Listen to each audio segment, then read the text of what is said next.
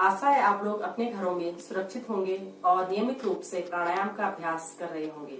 तो बच्चों, अभी तक हमने नियमित रूप से प्राणायाम का अभ्यास किया, जिसमें हमने भस्त्रिका, कपालभाति प्राणायाम, अनुलोम विलोम प्राणायाम, भ्रामरी प्राणायाम, शीतकारी प्राणायाम और उज्जाई प्राणायाम का नियमित रूप से अभ्यास किया।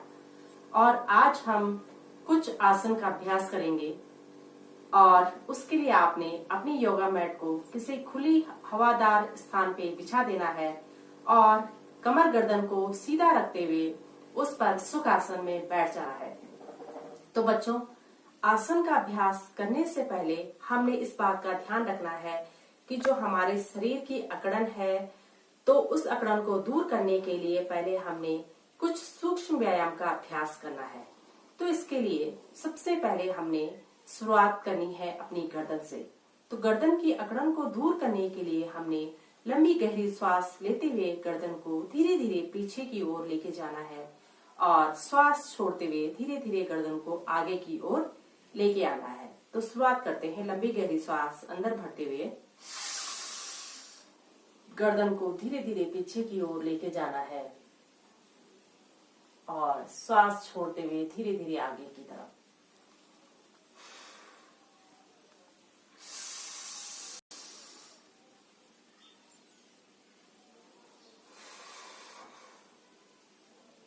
फिर लंबी गहरी श्वास लेते हुए गर्दन को धीरे धीरे दाहिनी तरफ लेके जाना है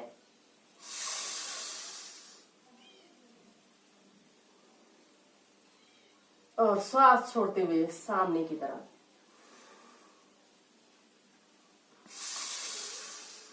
श्वास भरते हुए दाहिनी तरफ, श्वास छोड़ते हुए सामने की तरफ और फिर दोनों हाथों को अपने सामने की तरफ खोल देना है और श्वास छोड़ते हुए हाथों को आगे की तरफ लेके जाना है और श्वास भरते हुए हाथों को कंधों के ऊपर रखना है।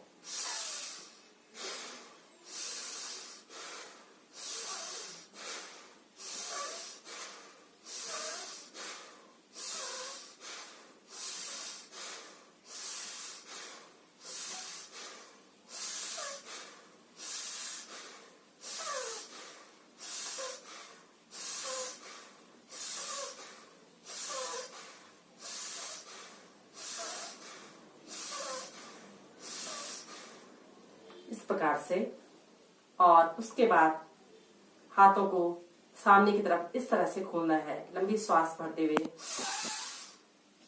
हाथों को ऊपर और श्वास छोड़ते हुए हथेली को नीचे की तरफ लेके जाना है।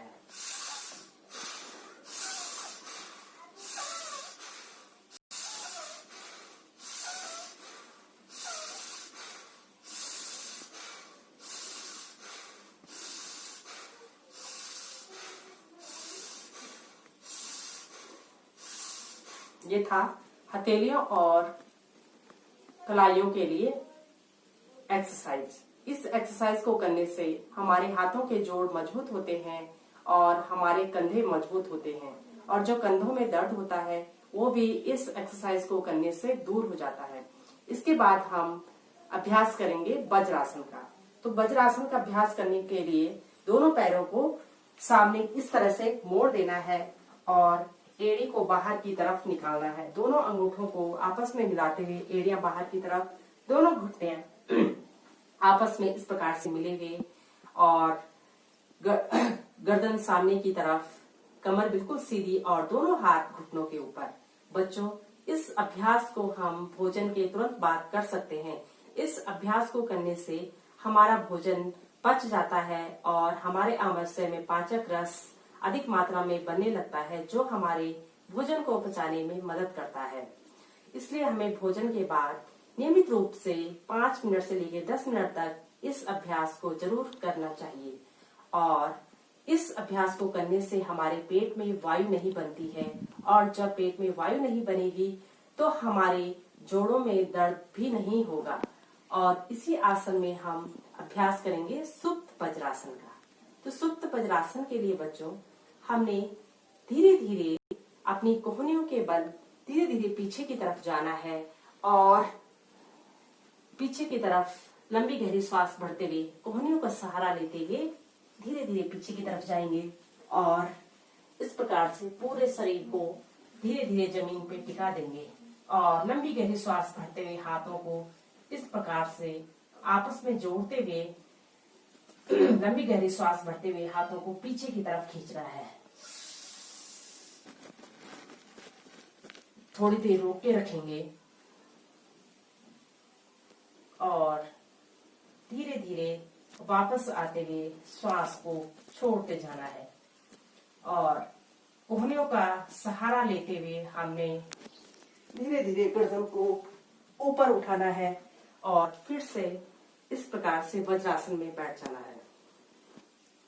तो इस अभ्यास को करने से हमारे थाई की जो मसल्स हैं वो मजबूत होती है और हमारे जोड़ों के दर्द में भी हमें आराम मिलता है और जो हमारा आमाशय है उस आमाशय में भी पाचक रस ज्यादा मात्रा में बनने लगता है।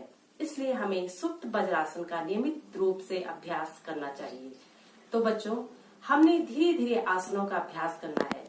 अपने शरीर के साथ किसी भी तरह की जबरदस्ती नहीं करनी है। धीरे धीरे हमने आसनों का अभ्यास करना है और अगर हमारे कमर में दर्द है या हाथों में या पैरों में दर्द हो रहा है तो हमने धीरे धीरे अभ्यास को बढ़ाना है। ये नहीं कि हम एक ही दिन में सुप्त वज्रासन कर लें। तो आज के लिए इतना ही। मिलते हैं अगली वीडियो में नए आसन के साथ। धन्यवाद।